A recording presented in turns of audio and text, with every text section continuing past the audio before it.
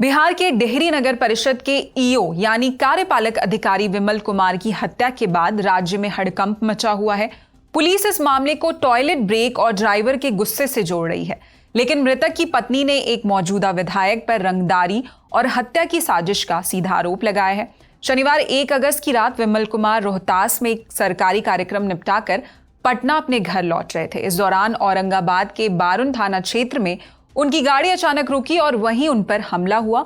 अस्पताल पहुंचने से पहले ही उन्होंने दम तोड़ दिया। पुलिस ने इस मामले में विमल कुमार के ड्राइवर मिथिलेश कुमार को गिरफ्तार कर लिया है। मगध रेंज के आईजी विकास वैभव के मुताबिक ड्राइवर ने पहले बाइक सवार बदमाशों की झूठी कहानी गढ़ी, लेकिन पूछताछ में उसने कबूल किया कि काम के भारी दबाव और रास्ते में टॉयलेट ब्रेक को लेकर हुई कहासुनी के बाद उसने ही गाड़ी में रखी लोहे की रॉड से पहले गाड़ी पर हमला किया, फिर विमल कुमार पर कई बार हमला किया।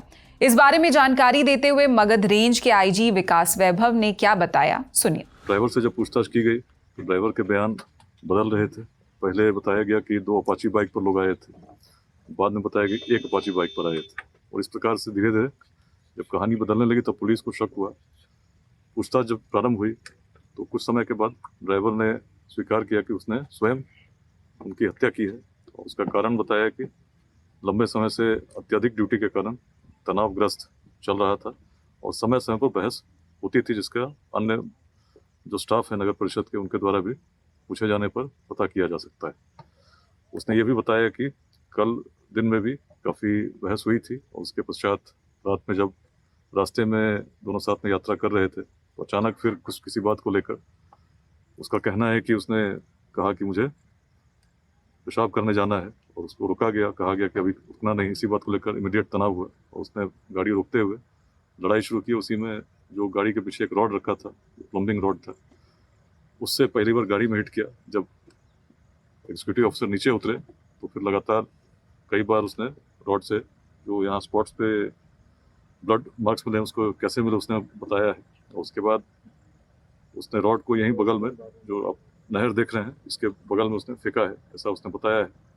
और उसके बाद उसको लगा कि बचने के लिए किस प्रकार की कहानी बनाई जाए। तो पहले तो उसने गाड़ी को यहाँ पर इस रूप में पार्क किया सुरक्षित, ताकि एक्सीडेंट जैसा प्रतीत हो।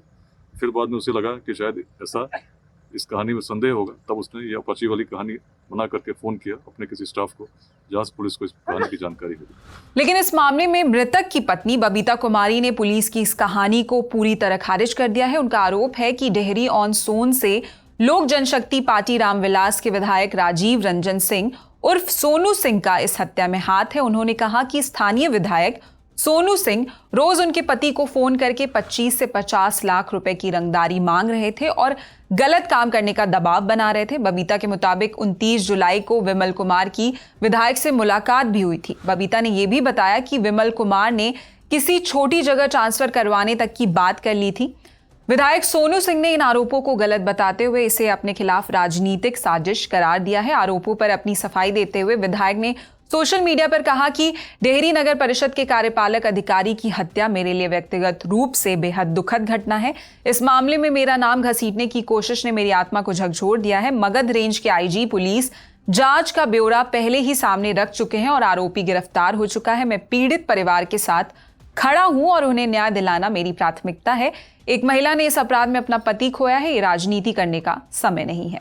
वहीं नेता प्रतिपक्ष तेजस्वी यादव ने इस घटना पर सवाल उठाते हुए विधायक के खिलाफ एफआईआर और न्यायिक जांच की मांग की है। तेजस्वी यादव ने मामले की जांच कर रहे आईजी विकास वैभव पर भी सवाल खड़े किए। सुनिए उन्होंने क्या कहा। बहुत ही दुखद घटना है। हम जो ईओ साहब की जो हत्या हुई है, उनके आत्मा की शांति का प्रार्थना हम करते हैं और इस दुख के घड़ी में उनके परिवार के साथ हैं। संवेदना हमारी है। ये लगातार दूसरी घटना है। सम्राट चौधरी जी के मुख्यमंत्री बनने के बाद ठीक 100-150 दिन हो रहे हैं उनको मुख्यमंत्री बने हुए हैं, और ये दूसरे अधिकारी हैं सरकारी जिसकी हत्या हो गई है। यानी ये साफ है कि सम्राट चौधरी जी से बिहार संभल नहीं रहा है। प्रशासनिक अराजकता का मामला है, अपराधियों का बोलबाला है, और सवाल खड़ा होता है कि जब ये अपने अधिकारी को सुरक्षित नहीं कर सकते, सरकारी अधिकारी को, तो आम नागरिकों को कहाँ से सुरक्षित कर पाएंगे। पहले भी जो ईओ की हत्या हुई थी उसमें रामधनी की जो है एनकाउंटर हुआ था, तो अब सवाल होता है क्या अब लोजपा एनडीए के विधायक का भी एनकाउंटर सम्राट चौधरी कराएंगे या नहीं कराएंगे?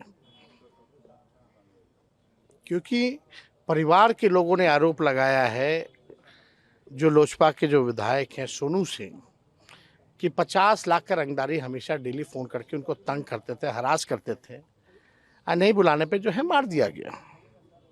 इनके परिवार के लोगों ने ये आरोप लगाया। अब तक नेम्ड एफआईआर क्यों नहीं हुआ है सोनू सिंह के खिलाफ, ये सवाल पूछता है पूरी जनता।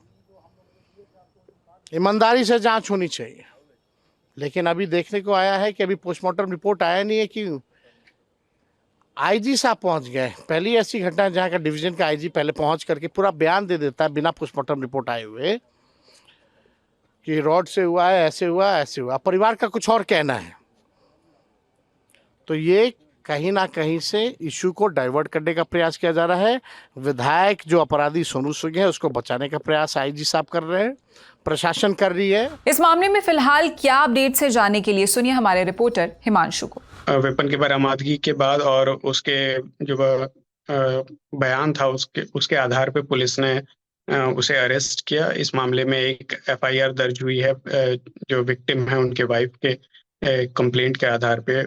हालांकि उस कंप्लेंट के अलावा भी वाइफ ने ये सब कुछ दावे किए हैं कि इसके पीछे एक जो वहाँ के स्थानीय विधायक हैं उनका हाथ हो सकता है। हालांकि पुलिस ने इसे रूल आउट भी नहीं किया है, लेकिन अभी तक पुलिस ने इस पे कहा है कि कोई सबूत भी नहीं मिले हैं। बिहार में ये इस तरह का पहला मामला नहीं है। 3 महीने पहले भागलपुर के सुल्तानगंज नगर परिषद दफ्तर के अंदर घुसकर ईओ कृष्ण भूषण कुमार की गोली मारकर हत्या कर दी गई थी। उस मामले में मुख्य आरोपी और डिप्टी चेयरमैन के पति रामधनी यादव को पुलिस ने एनकाउंटर में मार गिराया था और 2 लोग गिरफ्तार हुए थे।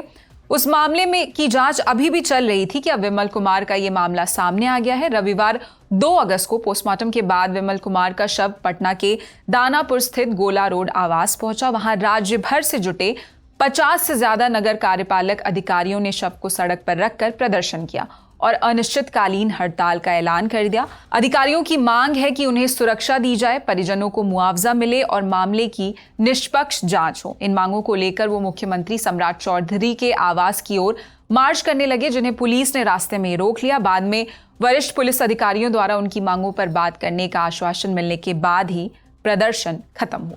फिलहाल इस खबर में इतना ही। इस खबर पर आपकी क्या राय है कमेंट सेक्शन में जरूर बताएं। देश और दुनिया की अन्य खबरों के लिए देखते रहिए इंडियन एक्सप्रेस हिंदी। शुक्रिया।